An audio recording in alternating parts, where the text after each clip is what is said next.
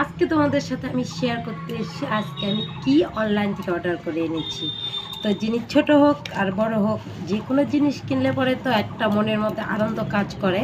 তো চলো দেখা যাক আজকে আমি কী এনেছি। এই দেখো, ফ্লিপকার্ট থেকে এটা অর্ডার করে আমার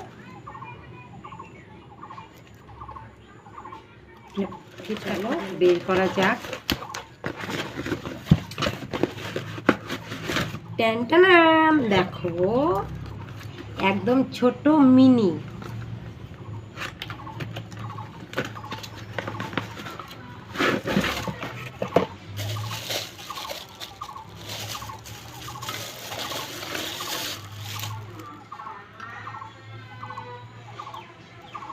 বুঝতে পারছো এটা কি? দেখো আমি এটা অর্ডার করে আনলাম। তো আমার বাড়িতে আছে আর একটা বড়, তো মনে হলো